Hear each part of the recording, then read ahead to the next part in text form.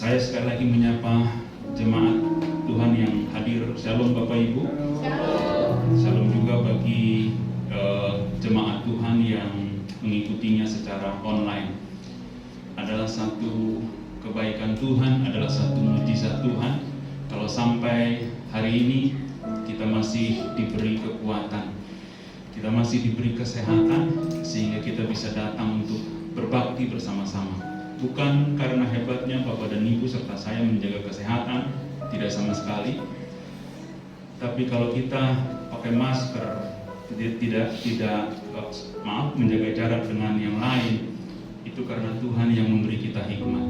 Tuhan menolong kita supaya kita juga tidak menjadi penyebab sesama menjadi terpapar.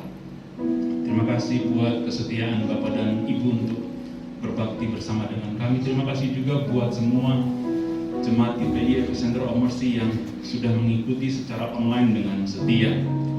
Hari ini kita akan merenungkan satu firman Tuhan dari Mazmur 49.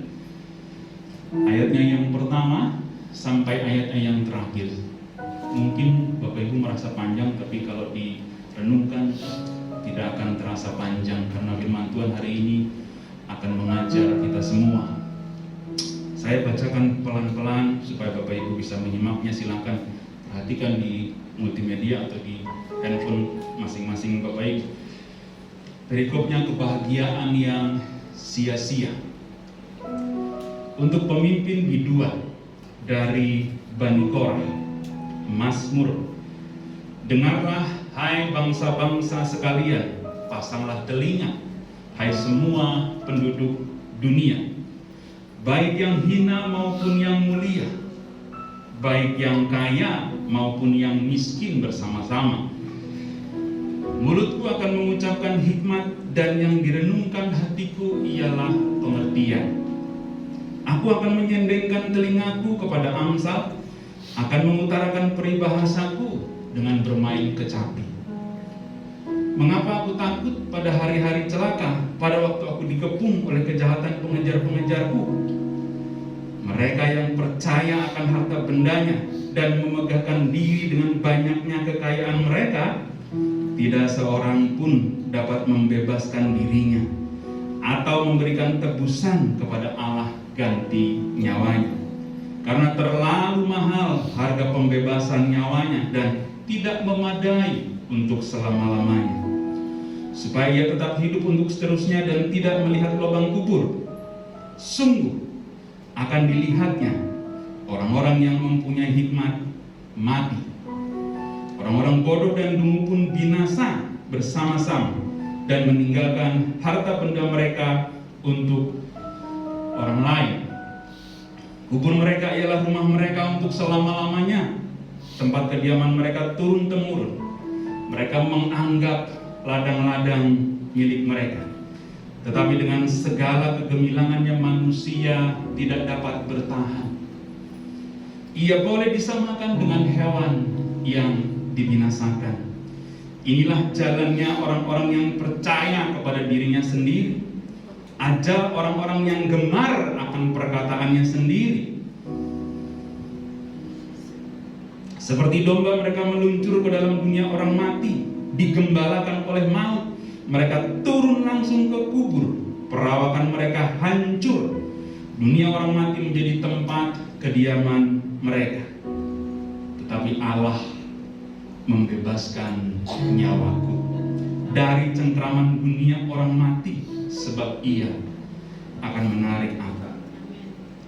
Janganlah takut apabila seseorang menjadi kaya, apabila kemuliaan keluarganya bertambah, sebab pada waktu matinya semuanya itu tidak akan dibawanya serta. Kemuliaannya tidak akan turun mengikuti dia, sekalipun ia menganggap dirinya berbahagia pada masa hidupnya. Namun ia akan sampai kepada angkatan nenek moyangnya yang tidak akan melihat terang untuk seterusnya. Yang terakhir, manusia yang dengan segala kegemilangannya tidak mempunyai pengertian boleh disamakan dengan hewan yang dibinasakan. Bapak dan Ibu yang dikasihi Tuhan Yesus Kristus,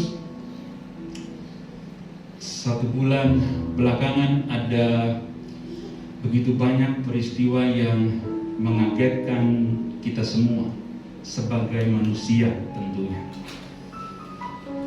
Saya mencatat di akhir bulan April 2021 ada satu peristiwa keji. Ada sekelompok orang yang punya rencana sangat jahat. Mereka mendaur ulang stick yang dipergunakan untuk melakukan rapid test di Sumatera Utara. Bapak Ibu pasti sudah baca beritanya atau mungkin sudah dengar. Jadi bagi yang belum pernah ikut rapid test, dalam proses tes itu ada satu stick yang akan dimasukkan ke lubang hidung untuk menguji apakah cairan yang ada dalam hidung ini mengindikasikan kita terpapar COVID atau tidak. Jadi stick itulah yang dicuci. Jadi Bapak Ibu bisa bayangkan ketika stick bekas, udah bekas orang, lalu dicuci dengan alkohol, dikemas ulang, dan stick itu dipergunakan untuk menguji orang lain. Hanya dalam tempo tidak lebih dari 8 bulan, 1,5 miliar keuntungan bisa diraih oleh orang-orang yang tidak bertanggung jawab. Bapak dan Ibu yang dikasihi Tuhan, saya ingin katakan bahwa Tuhan memberikan kepadamu dan kepadaku otak yang cerdas untuk dipergunakan dengan sebaik-baiknya. Betul? Dan yang melakukan bukan orang sembarangan, orang yang punya kedudukan. Sekali lagi saya ingin katakan, ketika Tuhan memberikan kepadamu dan kepadaku otak yang cerdas, pergunakan itu untuk kebaikan. Tapi ternyata itulah gambaran wajah manusia akhir zaman. Banyak orang tidak setuju, bahkan Bapak Ibu yang hadir pun tidak sependapat ketika saya katakan manusia itu lebih jahat dari binatang. Salah panenggolan, manusia itu makhluk mulia, lebih mulia daripada binatang. Bapak Ibu simpan dulu pernyataan itu. Lalu ada satu peristiwa lagi, tepatnya di bulan Mei, tanggal 6 sampai 17 Mei, pemerintah melarang orang untuk mudik lebaran. Tanggal 6 sampai 17 Mei. Untuk mendukung rencana itu, maka pemerintah pun memberikan pelarangan untuk melewati jalur-jalur tertentu. Dari tanggal 22 sampai tanggal 22 April sampai 5 Mei, lalu yang kedua 18 sampai 24 Mei diberikan pembatasan.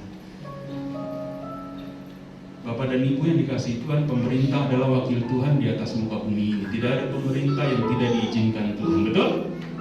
Sebagai orang percaya, Bapak Ibu mengaminkan itu, bahwa tidak ada pemerintah yang tidak diizinkan Tuhan memimpin di atas muka bumi. Lalu ketika pemerintah mengeluarkan peraturan, adalah tanggung jawab setiap warga negara yang baik mentaati dan mematuhi peraturan itu.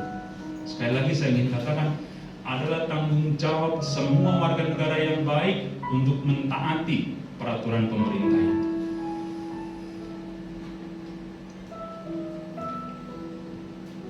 Tapi berdasarkan data yang dikeluarkan oleh Menteri Perhubungan, ada 1,5 juta orang yang mudik alias pulang kampung. Sebelum pembatasan itu diumumkan, ada kurang lebih 8 juta orang yang berniat untuk pulang kampung. Tapi setelah pemerintah mengumumkan pembatasan, hanya 1,5 juta yang pulang kampung.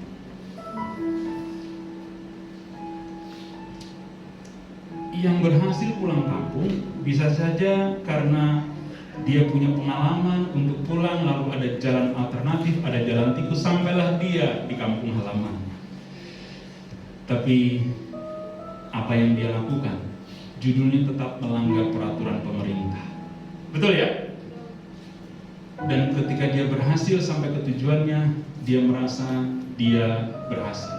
Dia merasa dia lebih hebat dari pemerintah.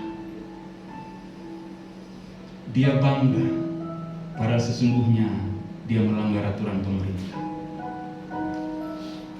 Bapak Ibu, tidak sedikit orang seperti itu. Ketika aturan sudah dibuat, lalu ada yang bisa melanggar tanpa kena sanksi dan itu bangga. Itulah wajah manusia yang katanya lebih mulia dari binatang.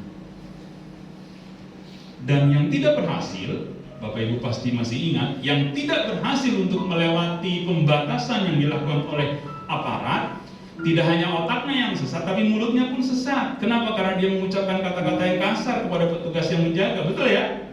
Tidak hanya otaknya yang sesat, tapi mulutnya pun sesat. Dia tidak sungkan mengeluarkan kata-kata yang kasar buat orang yang punya tugas mulia, menjaga warga negara untuk tidak terpapar COVID-19. Lalu perenungan bagi saudara dan saya pagi hari ini, adakah manusia segitu sulitnya punya pengertian? Apakah manusia sebegitu bebalnya sehingga sulit diberi pengertian? Amin. 8 Juni tahun 1963, Bapak dan Ibu yang dikasihi Tuhan, ada satu pameran besar di kebun binatang yang ada di Bronx di New York. Pameran itu diletakkan di bagian kera besar, gitu ya. Jadi di bagian kera besar itu ada ditempel satu cermin yang besar, Bapak dan Ibu yang dikasihi Tuhan.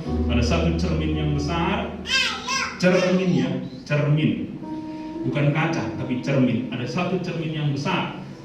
Dan di atasnya ada tulisan "The most dangerous animal in the world". Binatang yang paling berbahaya di dunia. Jadi ketika ada orang pengunjung kebun binatang itu yang berkaca di cermin itu, maka dialah termasuk the most dangerous animal in the world, karena orang ini bisa membasmi satu spesies yang ada di dunia. Ternyata manusia lebih kejam dari binatang.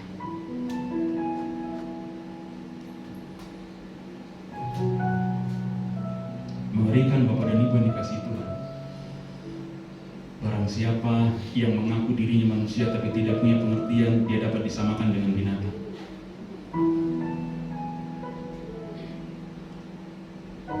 Saya mendapat firman ini ketika saya merenungkan malam hari. Seperti biasa ada satu tanggung jawab, saya menyelesaikan Mazmur. Lalu saya baca firman.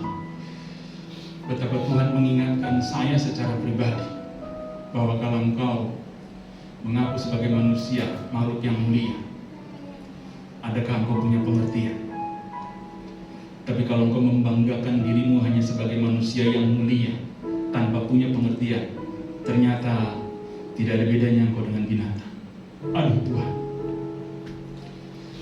satu peringatan yang keras bagi kita sebagai orang percaya. Adakah kita telah memelihara pengertian?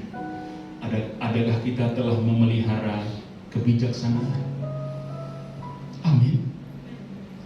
Hari ini Bapak dan Ibu ketika mendengar apa yang disampaikan, silakan renungkan baik-baik, karena tujuan dari pemberitaan firman Tuhan tidak lain dan tidak bukan untuk membawa Bapak dan Ibu serta saya sendiri kepada jalan kebenaran.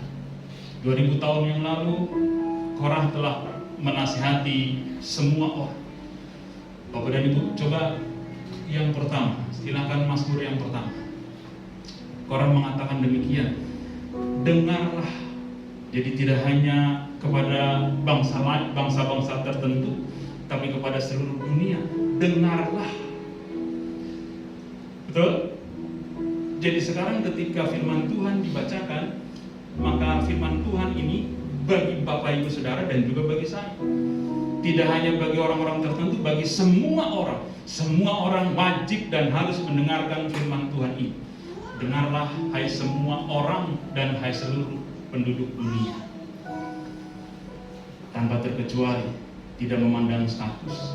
Kamu yang kaya, kamu yang mulia, kamu yang hina, kamu yang miskin, tanpa terkecuali kalian harus mendengarkan firman Tuhan. Panenggolan, kenapa mesti yang kaya yang mendengarkan firman Tuhan? Kenapa mesti yang miskin yang mendengarkan firman Tuhan? Saya ingin katakan Bapak dan Ibu sekalian bahwa seringkali orang kaya menyombongkan harta bendanya. Oleh sebab itu firman Tuhan menasihati, dengarkan hai orang kaya. Tapi jangan salah, orang miskin pun punya potensi untuk menjadi sesat. Karena orang miskin seringkali tidak puas dengan keadaannya, lalu ia mengejar harta benda duniawi. Kan begitu ya? Jangan saudara berpikir bahwa orang miskin itu jauh lebih mulia dari orang kaya. Ternyata tidak begitu firman Tuhan. Karena orang miskin pun seringkali tidak puas diri dengan apa yang dia miliki. Padahal firman Tuhan katakan, puaskanlah dirimu dengan apa yang ada padamu. Panenggolan itu kan firman Tuhan. Dalam sisi dunia tidak semudah itu panenggolan. Bagaimana bisa saya puas dengan apa yang ada pada saya, sementara anak saya butuh sekolah, sementara istri saya perlu uang belanja. Tapi itu firman Tuhan, Bapak dan Ibu yang dikasihi Tuhan. Saya mengatakan itu karena saya mengalami. Bapak dan Ibu pasti ingat bahwa 11 tahun kami, terutama saya tidak bekerja. 11 tahun bukan waktu yang sebentar. Kalau Bapak Ibu tanya, lalu bagaimana Bapak Nainggolan mengatasi hari demi hari? Kalau Bapak Ibu tanya sekarang, saya lupa bagaimana cara saya mengatasi. Tapi yang saya ingat, tidak pernah saya berkekurangan. Bapak Ibu yang dikasihi Tuhan, jangan kita salah pengertian. Ketika saya diizinkan Tuhan tidak bekerja, lalu saya masih punya gaya hidup yang seperti biasa, itu pengertian yang salah. Kalau engkau diizinkan Tuhan memasuki masa-masa yang sulit, persoalan yang pertama, berubahlah gaya hidup. Sesuaikanlah gaya hidup. Jangan keblinger Bapak dan Ibu. 11 tahun bukan waktu yang singkat kami berdiam diri mengambil keputusan. Apapun yang Tuhan sediakan kami syukuri. Sampai batas punya pemikiran bahwa kalau anakku tidak sekolah, itu karena Tuhan tidak memberikan kesempatan bagi anakku. Kalau hari ini masih ada nasi saja, nasi putih di hadapan kami akan mensyukuri. Dan saya terlatih untuk makan apa adanya. Jadi jangan katakan bahwa Panenggolan kan hanya bisa bicara, Panenggolan tidak tahu apa yang saya alami. Firman Tuhan sudah menjelaskan bahwa ketika Korah berbicara, ketika Korah menyampaikan renungan ini kepada bangsa-bangsa seluruh dunia yang dia minta untuk mendengarnya dengan baik, aku menyendengkan telingaku. Maksudnya apa? Ketika aku berbicara kepadamu, aku telah terlebih dahulu mencernanya dalam hatiku. Dan perkataanku bukan perkataan yang kureka-reka, tapi perkataan yang berbobot, perkataan yang berguna, perkataan yang dapat membawa orang, menuntun orang kepada kebenaran. Apa yang kusampaikan terlebih dahulu Tuhan beritakan kepadaku. Oleh sebab itu Bapak dan Ibu yang dikasihi Tuhan, setiap hamba Tuhan yang menyampaikan sesuatu kepada jemaatnya, kalau itu datang dari Tuhan, seringkali menjamah jemaat.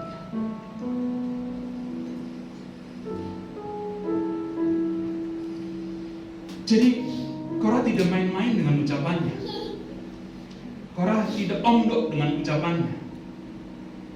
Dia bertanggung jawab terhadap apa yang dia ucapkan. Karena sesungguhnya yang kuucapkan adalah kata-kata hikmat dan bukan dibuat-buat. Sebagai anak Tuhan, Bapak dan Ibu yang dikasihi Tuhan, saya berdoa supaya Bapak dan Ibu punya hikmat dalam berkata-kata. Jadi jangan buru-buru mengucapkan perkataan tanpa dipikirkan. Itu yang diajarkan Korah bagi kita semua.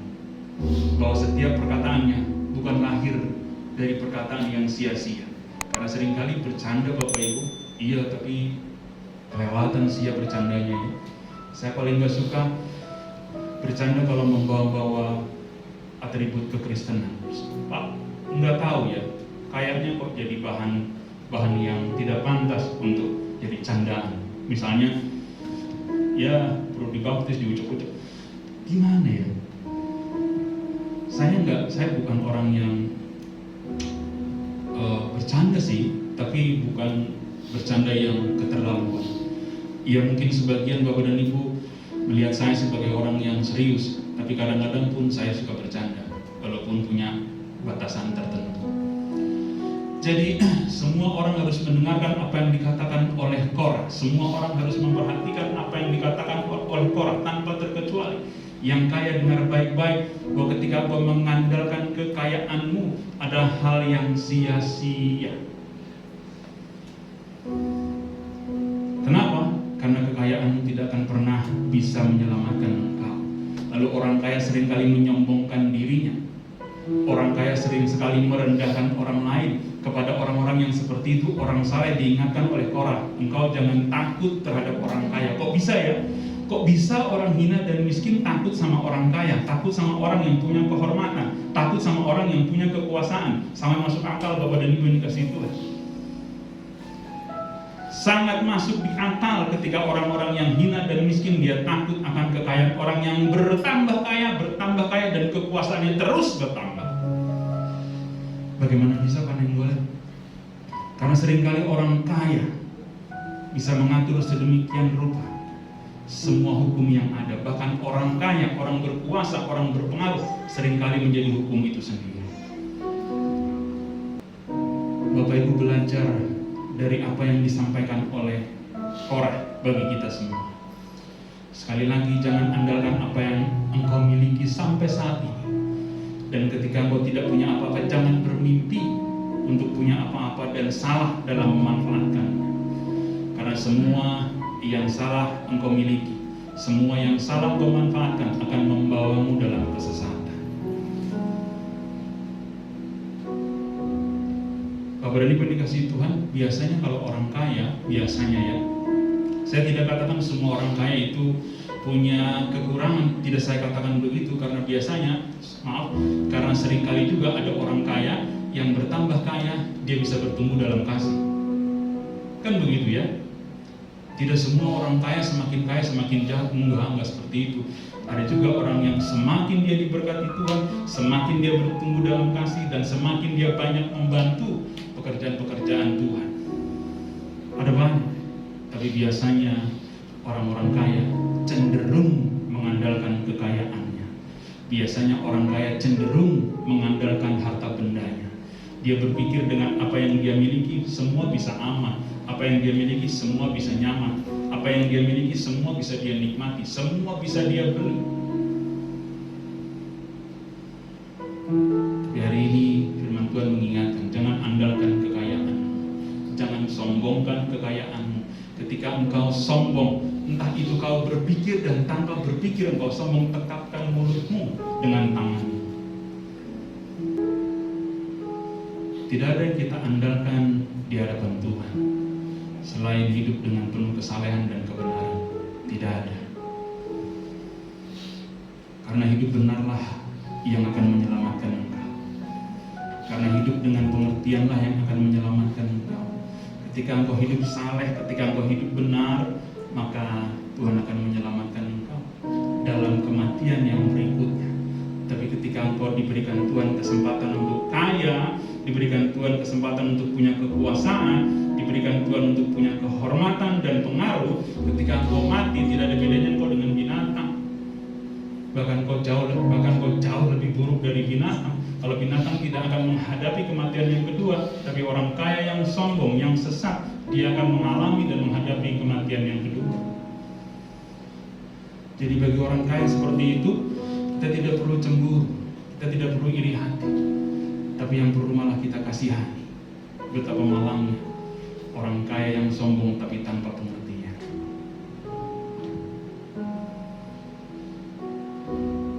Kalau Bapak dan Ibu mendengar firman Tuhan yang disampaikan pagi hari ini, semangatnya menjadi berbeda. Kalau begitu, kalaupun Tuhan izinkan aku kaya, biarlah kekayaan yang kuterima dari Tuhan aku pergunakan untuk orang lain, aku pergunakan untuk melayani Tuhan. Dan itu semangatnya beda, Bapak. Jangan pernah Bapak Ibu punya pemikiran bahwa saya akan kaya dulu baru saya melayani. Itu pemikiran yang salah. Itu pemikiran yang sama sekali salah. Tapi layanilah Tuhan selagi ada kesempatan. Apapun bentuk pelayananmu, layanilah Tuhan dengan sungguh-sungguh. Hiduplah saleh, punyalah pengertian. Saya sudah jelaskan dengan 2 ilustrasi yang sederhana betapa mengerikannya jadi manusia yang tidak punya pengertian sama sekali. Dia menganggap dirinya lebih hebat dari orang lain dan dia tidak perlu Tuhan dalam keseharian. Itu cara hidup yang salah. Itu cara hidup orang duniawi. Tapi saya berdoa biarlah Bapak dan Ibu yang dikasihi Tuhan Yesus Kristus punya pengertian yang benar bahwa ketika Tuhan memberikan kesempatan buat hidup, maka hidupku kupakai untuk melayani Tuhan. Hidupku kupakai dengan penuh kesalehan dan kebenaran supaya Tuhan menyelamatkan aku pada saatnya ketika aku harus menghadapi kematian.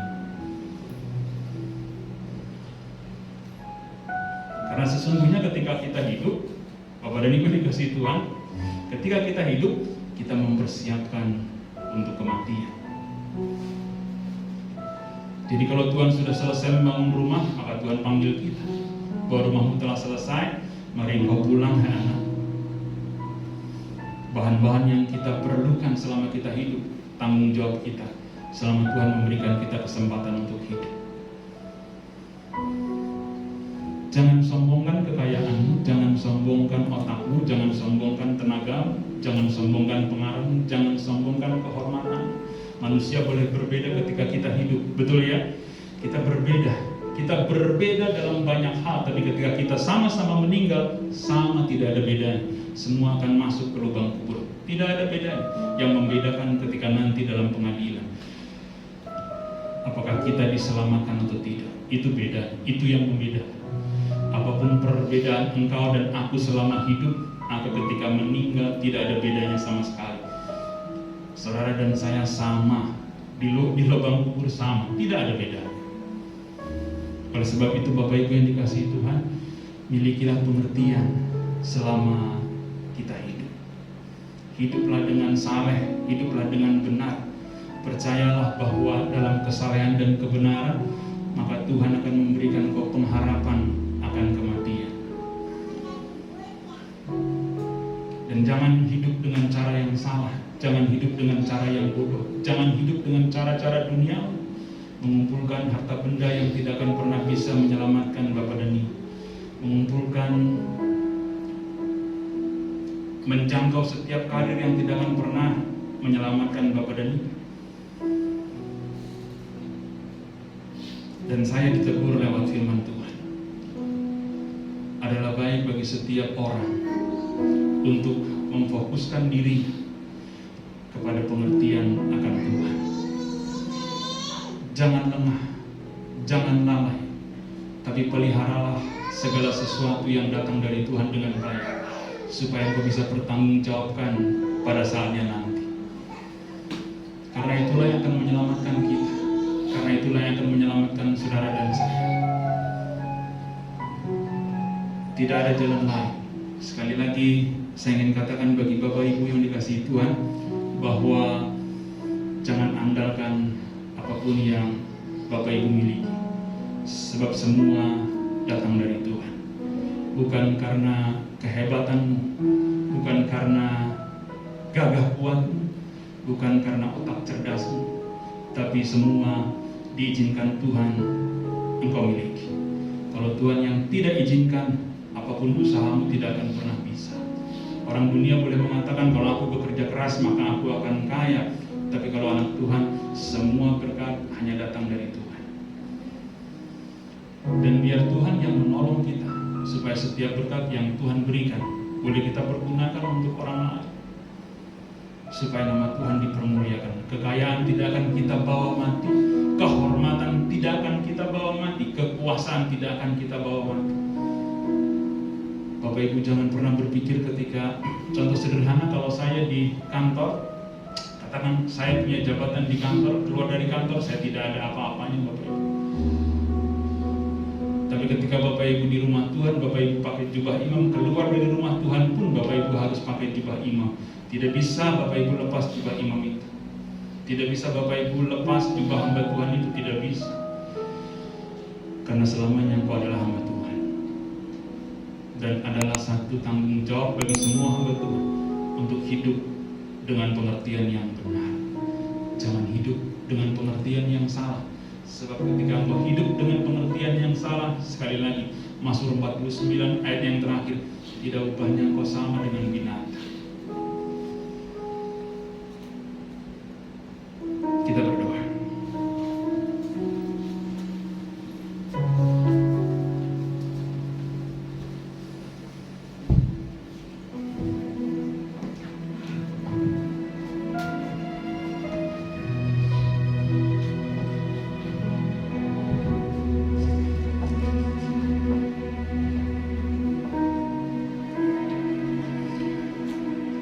Sekali lagi kami datang kepadamu Tuhan,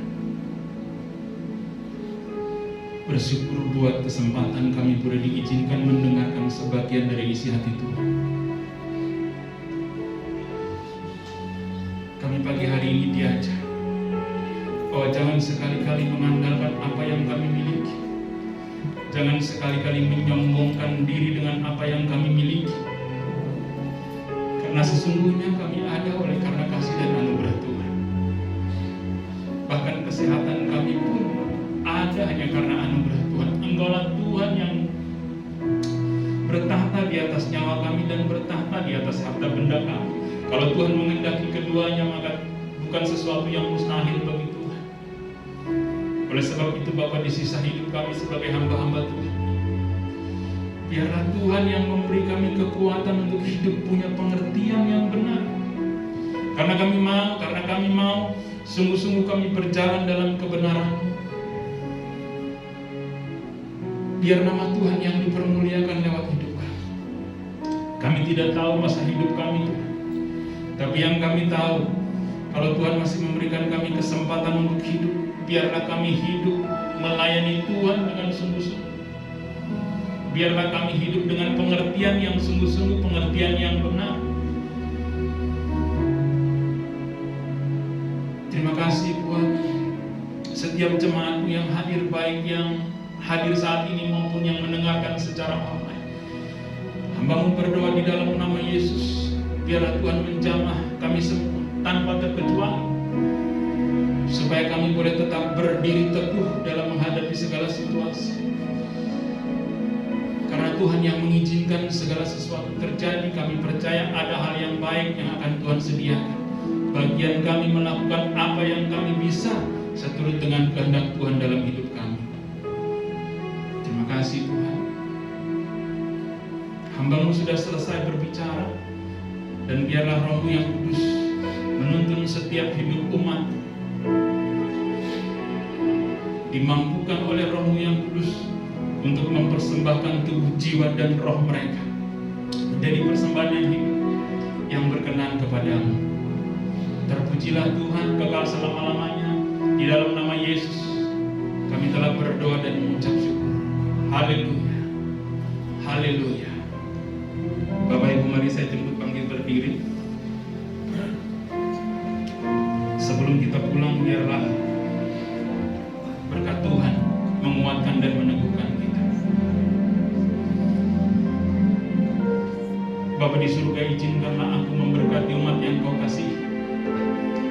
Dan lebih dari segalanya, Tuhan sendiri yang memberkati hamba.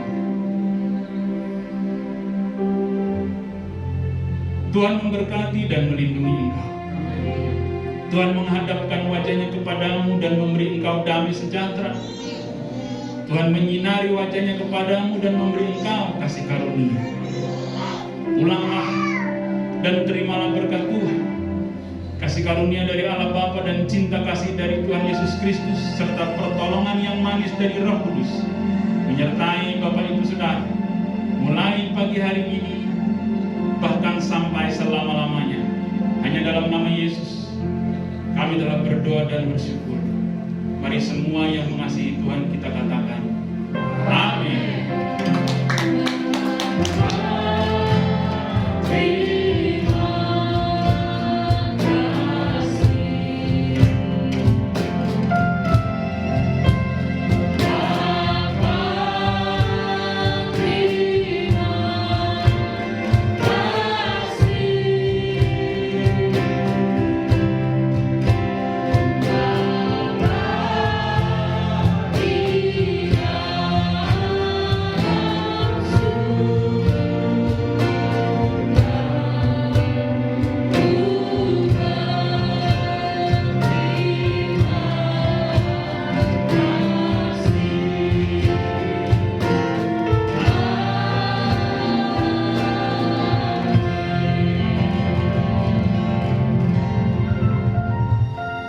Hari Minggu silakan bersaat teduh dan hati-hati ketika pulang. Tuhan memberkati.